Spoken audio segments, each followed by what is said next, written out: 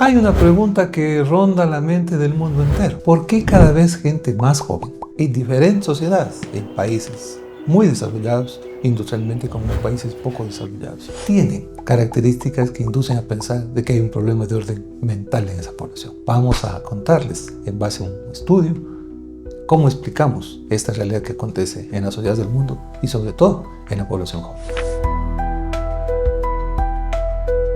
El estudio que les compartimos el día de hoy tiene como origen generador Sapiens Labs, esta gran organización dedicada a estudios e investigación en temas de salud mental de mente en particular. El informe basa su reporte en el Mental State of the World 2024. Se trata del análisis más amplio y detallado sobre la salud mental global en personas con acceso a Internet, con más de 1 millón de respuestas recogidas en 76 países del mundo. Este estudio no solo mide emociones como tristeza o felicidad, sino 47 indicadores del funcionamiento mental, incluyendo atención, autocontrol, motivación, relaciones sociales y percepción de la realidad. Se utilizó como herramienta el MHQ, coeficiente de salud mental, una encuesta anónima en línea de 15 minutos. Evaluó 47 indicadores de la función mental, como emociones, cognitivos, sociales y físicos. La escala va de menos 100 a más 200. Menos de 0 indica angustia clínica, 100 representa un funcionamiento mental promedio, más de 100 prosperidad mental.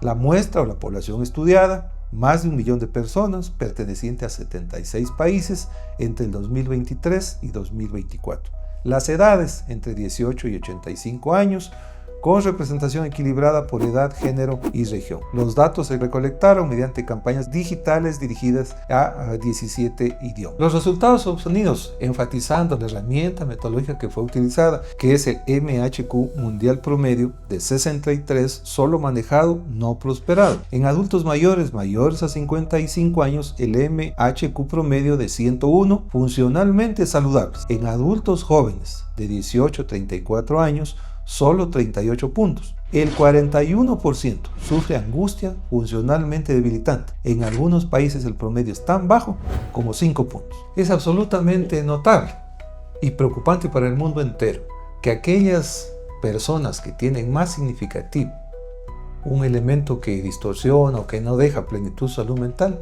sea precisamente la población joven en comparación a la población relativamente adulta. Predecible sería el escenario contrario, pero no sucede así. Los determinantes que han hecho en el mundo que esto suceda, la conexión social, aquella interacción que es indispensable en los seres humanos, no sucede tan eficientemente en la población joven, debido a varios elementos.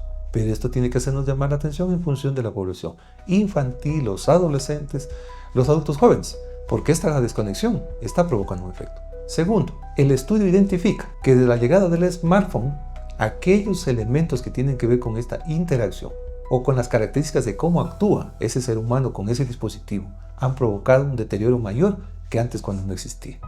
El tercer elemento, la alimentación a base de alimentos ultraprocesados, triplica la posibilidad de afectaciones y afectaciones cada vez mayores, no solamente tienen que ver con la ansiedad y la depresión, sino con el suicidio o con episodios de violencia. Y el cuarto elemento, los contaminantes de orden ambiental, que parece, según el decir de la ciencia, esto provoca que el organismo se impregne de cierto tipo de sustancias que van a provocar también efectos cognitivos, de memoria, de estabilidad en aquellas personas que viven en ambientes que estos factores determinantes de orden exógeno no están controlados. Estos 4 elementos marcan la pauta respecto a explicar por qué está sucediendo esto y fundamentalmente en la población joven.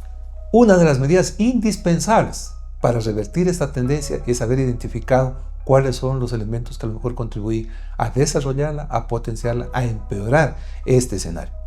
Pero uno que marca la pauta de los países es el desarrollo de investigación.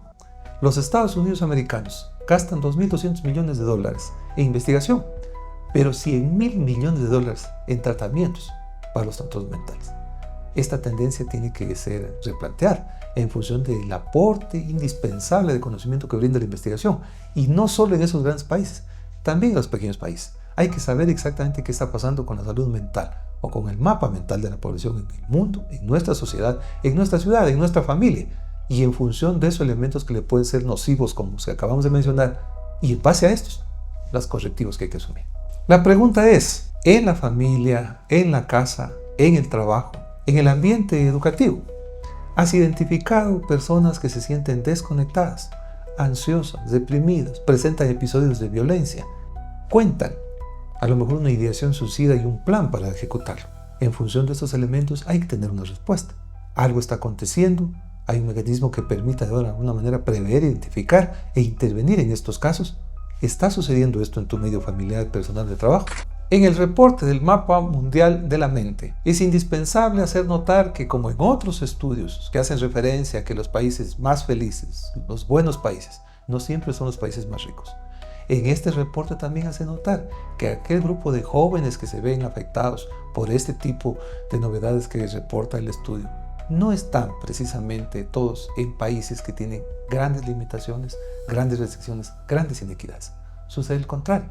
En aquellos países que tienen una condición ventajosa, desarrollados, que están en los rankings más altos, su presencia es más visible que en aquellos que tienen grandes limitaciones, como por ejemplo el África subsahariana. Esto nos trae la reflexión respecto a esta característica en particular, de la condición del estado en el cual se vive y de lo que provoca en el grupo poblacional que vive en las sociedades. Un detalle absolutamente relevante en el estudio es el precisar de que él fue realizado vía internet. Esto pues lo que facilita es que aquellos países, aquellas ciudades, aquellas comunidades que tienen acceso a esta herramienta importante en el mundo pudieron acceder a la encuesta y por lo tanto refleja esas realidades. Aquellas que no tuvieron en realidad no forman parte del estudio, pero en el grupo general podemos destacar que las tablas que vamos a presentar están ordenadas por regiones y alfabéticamente dentro de cada región.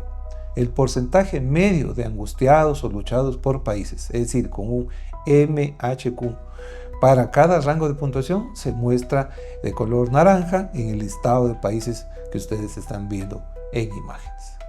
El mundo entero tiene que reflexionar respecto a los indicadores que nos aporta el gran estudio de Sapien Lab respecto al mapa mental del mundo. Poblaciones jóvenes más afectadas, tras pandemia más significativo, poblaciones adultas no tan afectadas.